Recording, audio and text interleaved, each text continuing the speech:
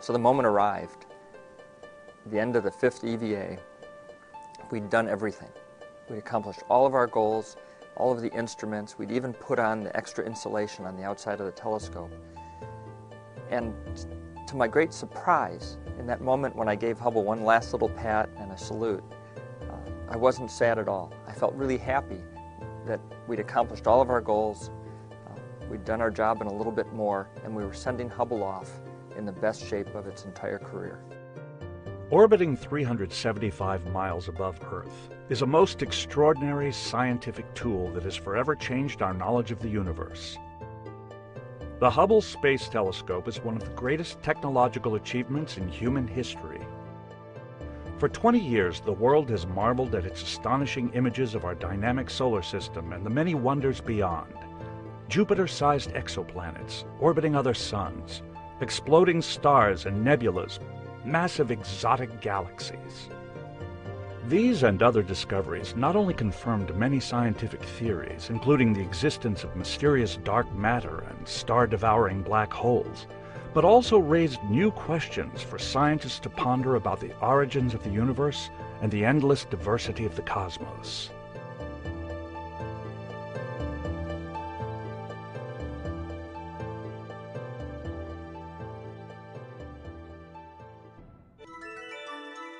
Since the dawn of time, we've looked skyward and wondered, how far away are those stars? And how many are there? How did this all begin? Are there other worlds like ours out there? It was only 400 years ago, a mere blink in the cosmic timeline, that Galileo first observed rings and moons on our neighboring planets, Saturn and Jupiter. This forever dispelled the myth of Earth as the center of everything. Modern astronomy was born.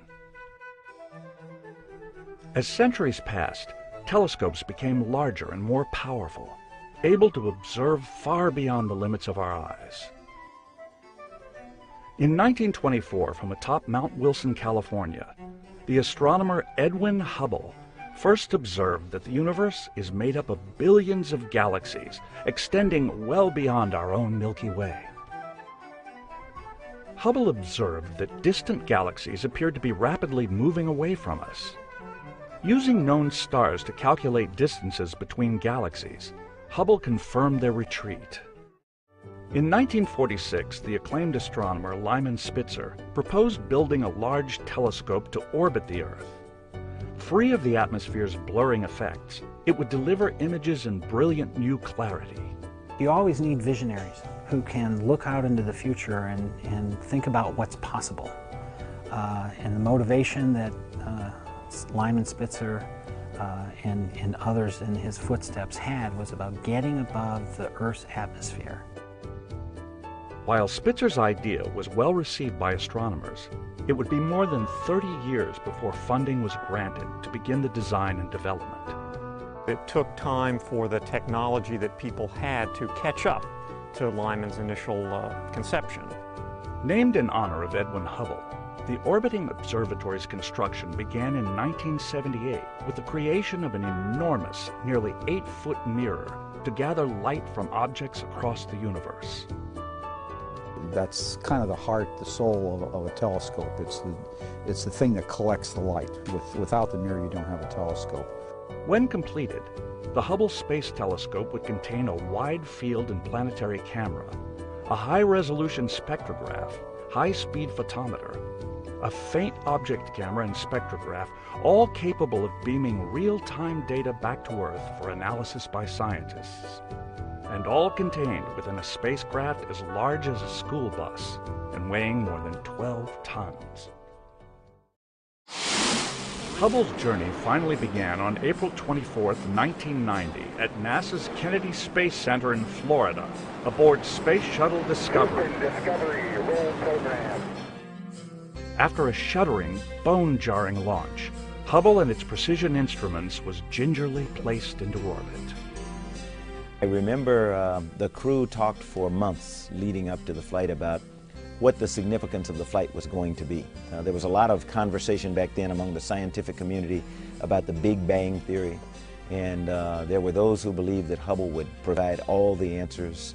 Among the crew members, we thought that Hubble would provide lots of answers, but that it was probably going to revolutionize the field of astronomy and astrophysics. Light from the objects it studied would be focused onto Hubble's giant mirror, then converted into data for downlink through a communications satellite to 60-foot microwave antennas at White Sands Test Facility in New Mexico. From there, the data would be relayed to Hubble's Operations Center at NASA's Goddard Space Flight Center in Greenbelt, Maryland, and on to the Space Telescope Science Institute in Baltimore for dissemination to scientists worldwide. Now that the telescope was deployed, the promised brilliance of its photography had astronomers eagerly anticipating Hubble's first images. What they got were pictures rendered useless by a fuzzy halo around each of the sighted objects. We expected that we would have to make adjustments to make the images as clear as possible. But as hard as we tried, we could never get all of the fuzziness out of these pictures. Finally, everybody kind of got around the table and said, we've got spherical aberration, and we cannot do anything on the ground to correct it. While we were confident in the assessment that was given by the scientists and the engineers, I always had this nagging feeling that we may have done something in our real struggle to get Hubble out of the payload bay that had contributed to the problem. The primary mirror had been polished perfectly, but to an incorrect prescription. A repair plan was needed. NASA engineers focused their expertise and came up with what they believed was the solution. December 1993, STS-61 astronauts delivered to Hubble a new wide-field planetary camera with a set of internal mirrors that the telescope would wear like a new pair of eyeglasses. When we started out on this mission, STS-61, all the failures had not happened. We're redesigning the mission as more things fail. And they were contemplating splitting our mission up, thinking we couldn't possibly get all done what we got to get done, and there's more failures happening. The miracle on the ground was getting it all done and getting it onto the shuttle on cost and schedule, and then the miracle in space was for the first time ever servicing a satellite with 5 EVAs and having every single spacewalk go perfectly. And then it all culminated with what could only be called the day of vindication. This time, the images disappointed no one. It took years, but I finally breathed a sigh of relief that I had not been one of the causes of Hubble's flaw. The newly restored Hubble was ready to work. Just 9 months prior to Hubble's successful servicing, 3 astronomers at California's Palomar Observatory had discovered a comet whose enormous fragments now appeared to be on a collision course with the planet Jupiter.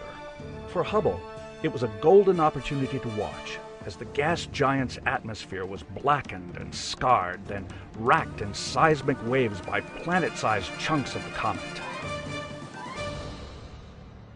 With almost every new observation, Hubble was rewriting the science books and raising new questions for astronomers. Over time, NASA would send 4 more shuttle crews to service and upgrade the Hubble Space Telescope. In May 2009, STS-125 and its Space Shuttle Atlantis crew performed the 5th and final servicing mission.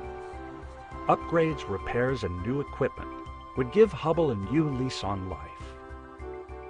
It's just really a wonderful experience to be there and be inside or outside of the telescope looking at it with the Earth in the background.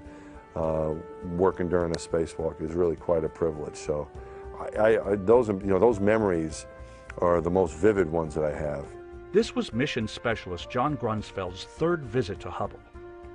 On his 6th spacewalk, Grunsfeld became the last human to lay hands on the telescope. So it's this synergy between the humans and the design of Hubble to be serviced that has really given us not one Hubble Space Telescope or one observatory, but many observatories each time we visit it and reinvent the telescope.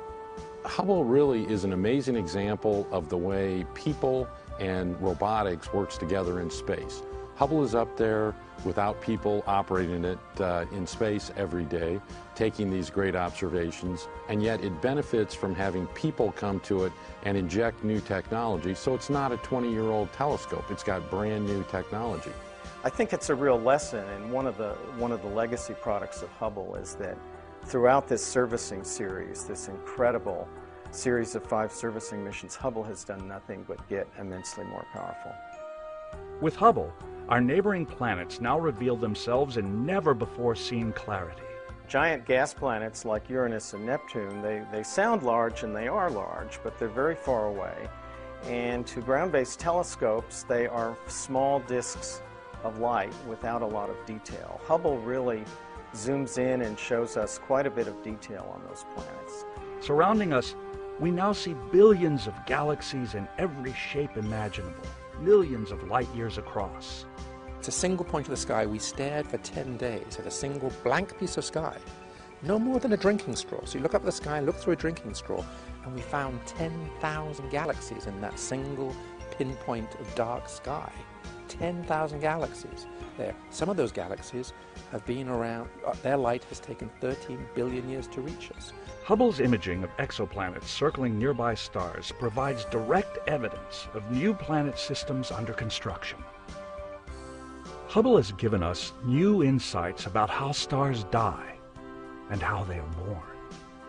Hubble's discovery of a supermassive black hole in the center of galaxy M84 has led astronomers to conclude that an immense black hole is at the center of most galaxies. What we did was we put the spectrographic slit of this instrument down right on the core of this elliptical galaxy M84. So what we're looking for is the signature of a black hole. What happens there? What happens in that environment? Well, usually what happens is there's a ring of gas in a very tight orbit around that black hole.